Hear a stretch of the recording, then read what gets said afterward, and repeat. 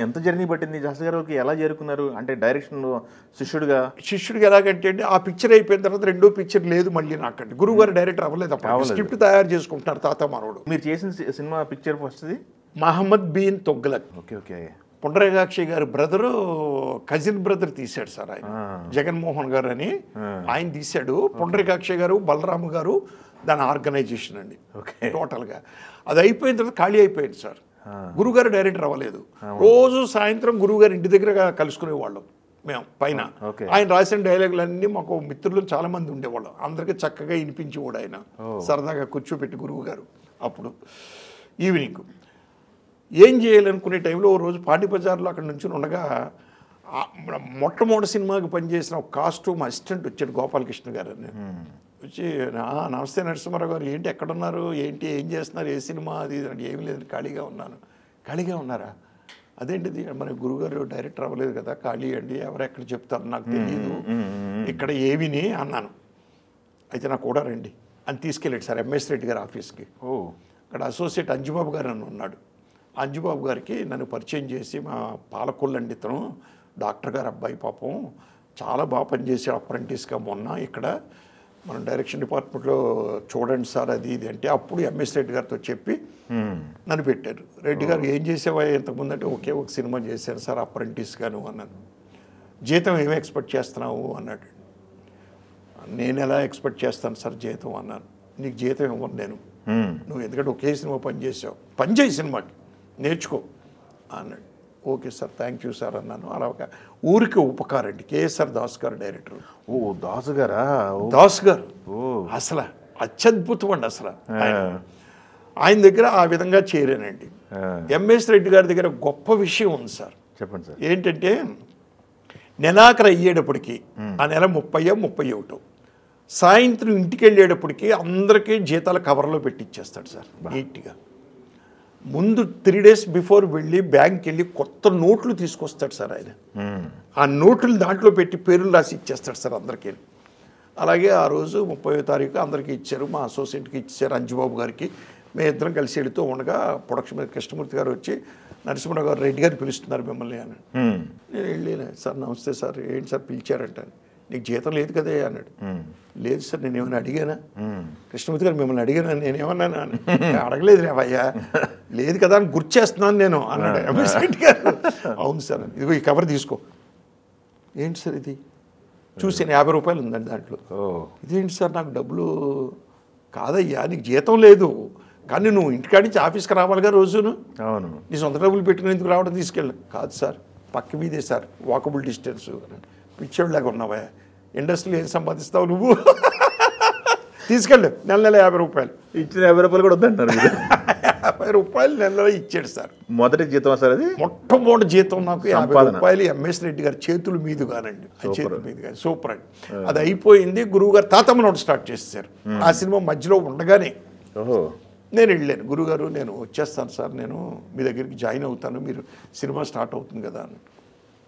వద్దు, ఒక్కటి గుర్తుపెట్టుకో, ఏ పని మధ్యలో వదిలేసి వెళ్ళిపోవద్దు ఎప్పుడూ కూడా. అది గుర్తుపెట్టుకో జీవితంలో. నువ్వు రేపు డైరెక్టర్ అయినా సరే బయటకు రావద్దు. ఏదన్నా ప్రాబ్లమ్స్ ఉంటే తప్పించి, లేకపోతే వద్దు. నేను రెండో సినిమా చేయకపోను కదా, చేస్తాను డెఫినెట్గా, దానికి వద్దుగా. ఆ సినిమా కంప్లీట్ చేశారా, అక్కడ ప్రాబ్లమ్స్ ఏమి లేవు కదా నీకు. అందులో దాస్ గారి దగ్గర, దాస్ గారు, కేఎస్ఆర్ దాస్ గారు. సరే సార్ అట్లాగే అక్కడ కంటిన్యూ అయ్యాను సార్. అక్కడ ఒక గొప్ప నీతి చెప్పాడు సార్ ఆయన, ఒక విషయం నాకు.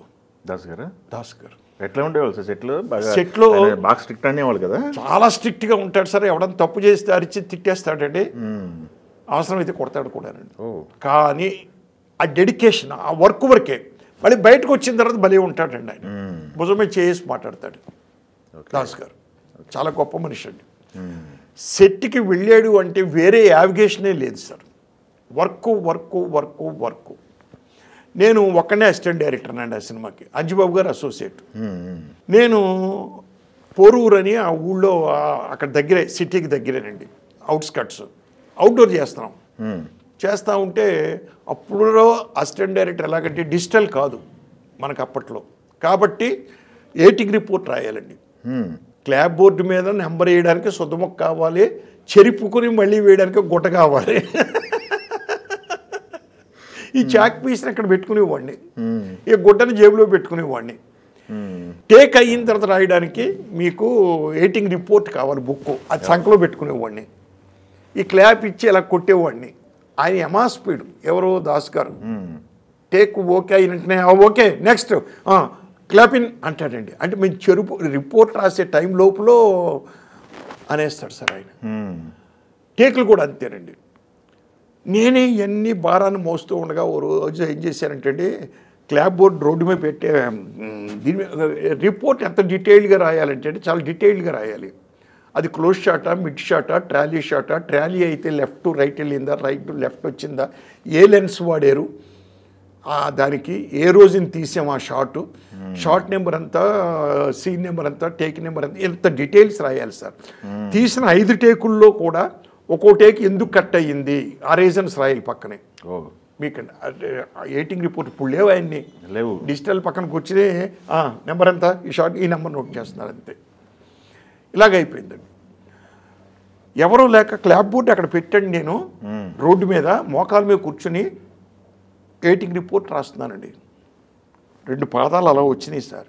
పైకి చూస్తే దాస్ గారండి. రాయ్ లే అనండి, లేచాను. తీయది అనండి, క్లాప్ బోర్డు తీసానండి. కళ్ళకు అద్దుకున్నాడండి, ఒక క్లాక్ కొట్టాడు సార్ నన్నండి. అబ్బా సార్ ఏంట్రా ఇది, ఇదేమనుకున్నావురా, ఇది క్లాప్ బోర్డు, మనకి సరస్వతిరా, ప్రొడ్యూసర్కి లక్ష్మిరా, దాన్ని నలుగురు నడిచే రోడ్డు మీద పెట్టేసి నువ్వు రిపోర్ట్ రాస్తావురా నువ్వు. అది కాదు గురువు గారు, ఎవరు లేరు ఇక్కడ పట్టుకోవడానికి, క్లాప్ బోర్డు లేపుకోవడానికి, అది ఇది దానివల్ల ఇదిగో ఈడున్నాడుగా పనికి పనులు విధవా, ఈ మేకప్లు అయిపోయిన తర్వాత ఏం చేస్తాడు, ఈడు ఖాళీగా ఉంటాడు, వాడికి ఇవ్వచ్చు కదా, సెట్లో నుంచున్నాడు, ఇదిగో కాస్ట్యూమ్ అసిస్టెంట్ ఉన్నాడు ఇక్కడ, వాడికి ఇవ్వచ్చు, లేదా సెట్ బాయ్ ఉన్నాడు, వాడికి ఇవ్వచ్చు. లేదు ఆ పుస్తకం కింద క్లాప్ బోర్డు పెట్టుకుని క్లాప్ బోర్డు మీద పుస్తకం పెట్టుకుని రాసుకో. Don't degrade clap board, never. ఇది మనకి ఆదిరా, సెట్లో అందరూ ఉండగానే సార్, ఇది మనకి ఇంపార్టెంట్, ఇది లేనిదే సినిమాయే లేదు అన్నాడండి. సూపర్గా. ఇప్పుడు ఈ రోజుల్లో నాకు అనిపిస్తుందండి, డిజిటల్ వచ్చిన తర్వాత కూడా క్లాప్ బోర్డుతో పని లేదు, కానీ పూజలో క్లాప్ బోర్డు పెడుతున్నాం. ఆ క్లాప్ బోర్డు ఫైల్స్ కలిపి డైరెక్టర్కి ఇస్తున్నారు. అంటే క్లాప్ బోర్డు ఇంపార్టెన్స్ చూడండి సార్. అవును, అది నేర్పాడు సార్ ఆయన, దాస్ గారు. వెరీ గ్రేట్ అండి. ఇప్పుడు నవ్వేడే తరానికి ఈ విషయం తెలీదు. అసలు ఎడిటింగ్ రిపోర్ట్ కూడా ఎలా రాస్తారో తెలియదండి ఇప్పుడు చెప్పాలంటే వాళ్ళకి.